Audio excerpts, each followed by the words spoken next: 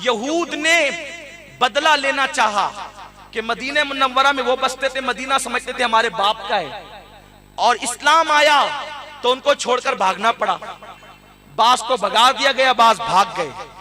तो वो इस्लाम से बदला लेना चाहते थे जो यहूदियों को नुकसान पहुंचा था, क्योंकि यहूद वो फिरका है कि नबी की मौजूदगी में भी वो अलग अलग रहते थे। 12 कबीले थे उनके, और नबियों को सबसे ज्यादा सताने वाले यहूदी, नबियों की गुस्ताखी करने वाले यहूदी, उनकी घुट्टी में पड़ी थी यहूदियों की नबी की गुस्ताखी। नबी का खाते थे, नबी को गुर्राते थे।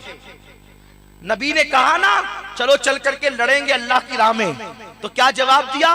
तू लड़ और तेरा मूसा तू लड़ और तेरा खुदा लड़, हम तो तमाशा देखेंगे। ये कुरान नहीं है, कुरान है। उसके बाद जनाबे मूसा अलैहिस्सलाम तूर पे अल्लाह से बातें करते तो कहते हम नहीं मानेंगे, तू तो बात करके आते, हमें दिखा, हम अल्लाह को देखना चाहते हैं। अब जो नबी नहीं देख सकता, उस नबी की उम्मत देखेगी? लेकिन कितने गुस्ताख थे, कहा कि हमें दिखा वरना हम नहीं मानेंगे। एक बिजली कड़की वो मर गए। अल्लाह के नबी ने कहा अल्लाह ये बड़ी बदबख्त कौम है, सारी इनके कत्ल का वबाल मेरे सर पे डाल देगी और मुखालफत करेगी। तो मूसा अलैहिस्सलाम की सिफारिश पर अल्लाह ने को फिर जिंदा कर दिया। ये पूरी दास्तान है सूरतुल बकरा में, कुरान मुकद्दस में मौजूद है, जगह जगह मौजूद है। सबसे ज्यादा कुरान में अगर किसी कौम का तस्करा है तो बनी इसराइल का तस्करा है। ये इतने बदबख्त थे, अक्सरियत की बात कर रहा हूं, जो ईमान वाले थे उनकी बदबख्ती की बात नहीं कर रहा हूं, कि जब मूसा अलैहिस्सलाम ने असा मारा ना, दरिया में रास्ते बने, तो ये अंदर नहीं जाते थे। अल्लाह के नबी चले गए तो कहा कि वो दूसरा हमारा कबीला कहाँ है? तो हज़रत मूसा ने कहा वो भी आ रहा है। कहा ऐसे नहीं मानेंगे, देखा ये हाल है, ऐसे नहीं मानेंगे, हम देखना चाहते वो कहाँ है। तो अल्लाह के पैगंबर ने पानी पे असा मारा तो पानी के अंदर खिड़कियां बन गई, और वो फिर एक दूसरे को देखते हुए रुक चले। इतना सब्र किया मूसा अलैहिस्सलाम ने इनकी बदबख्ती पर, इनके सवालात पे। फिर वापस जब पार लगे ना तो कहते हैं कोई हमें खुदा बना दीजिए ताकि हम उसको देख के इबादत किया करें। इस तरीके की बहुत सारी बातें उनकी है। वो इस्लाम से बदला लेना चाहते थे, तो उन्होंने बदला लेने के लिए क्या किया? हुजूर को जहर दिया। पहले साजिश ये की, एक मस्जिद बनाई, जाहिर में कलमा पढ़े, अंदर से यहूदी ही रहे। एक मस्जिद बनाई कि जब वो नमाज पढ़ाने आएंगे, मस्जिद की ओपनिंग के लिए आएंगे, हम इनके ऊपर पत्थर गिरा के इनको शहीद कर देंगे। अल्लाह ने कहा महबूब न जाना। तो फिर क्या किया? खैबर में हुजूर को एक यहूदी औरत ने बकरी की रान में जहर दिया, और उसने कहा अगर ये नबी होगा तो ये पहचान जाएगा। उस वक्त हुजूर अलैहिस्सलातु व तस्लीम ने बकरी की रान का गोश्त मुंह में डाला, तो बकरी की रान कहने लगी या रसूलल्लाह मुझ में जहर मिला है। हुजूर के साथ जो खा रहे थे वो तो शहीद हो गए, लेकिन अल्लाह के रसूल शहीद न हुए, क्योंकि हुजूर ने फिर उगल दिया। लेकिन वो दर्द फिर जिंदगी की आखिर जाहिरी उम्र तक हुजूर को तकलीफ देता रहा। हुजूर को शहीद करने की नापाक कोशिश की, हुजूर पे पत्थर गिराने की कोशिश की, वो काम तो नहीं चला। फिर उन्होंने बदला लेना चाहा इस तरह से कि मुसलमान तो तरक्की कर रहे हैं, इनको तरक्की से कैसे रोका जाए, तो इनको लड़ाओ आपस में और लड़ा करके इनका खात्मा करो। तो फिर इन्होंने क्या तरीका इख्तियार किया? एक शख्स था, उसका नाम था अब्दुल्ला इब्ने सबा, तारीख में इसका नाम आता, ये यहूदी था।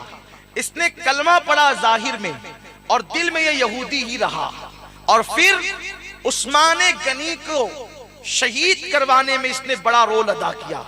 यमन का दौरा किया, शाम का, क्योंकि फारूक आजम जब तक थे अब्दुल्ला इब्ने सबा की और सबाइयों की कुछ नहीं चली, क्योंकि बड़े सख्त आदमी थे।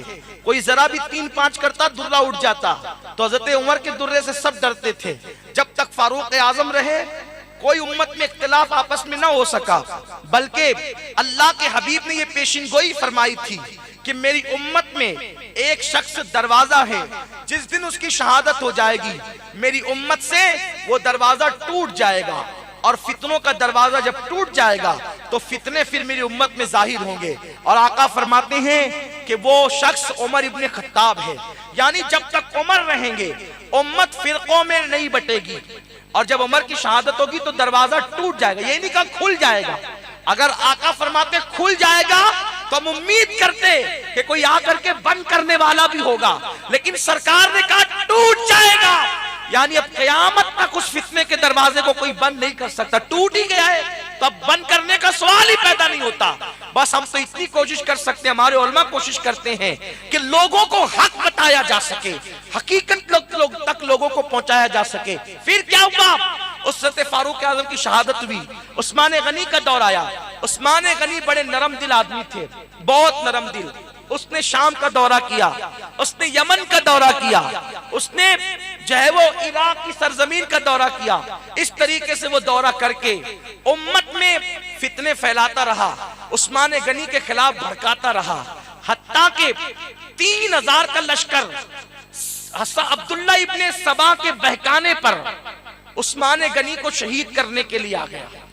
और अल मुख्तसर ये कि जब बड़े बड़े अकाबिर सहाबा हज पर थे तो उस वक्त हज़रत उस्मान गनी को उन लोगों ने 40 दिन तक भूखा प्यासा रखकर शहीद कर दिया।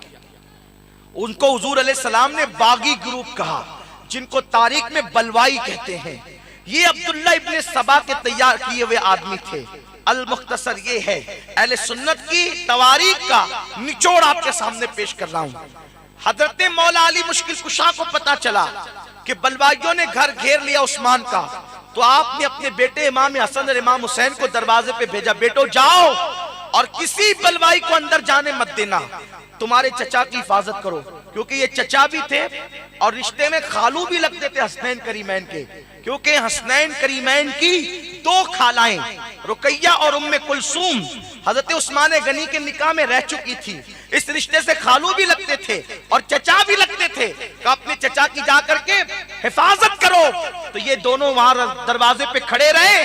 अली के लालों को देखकर किसी की हिम्मत न हुई कि दरवाजे से जाता, लेकिन छत से घुसे, उस्मान गनी को शहीद कर दिया। उस्मान गनी की शहादत के बाद फिर मदीना मुनव्वरा में अफरा तफरी हुई, बहुत मामलात हुए।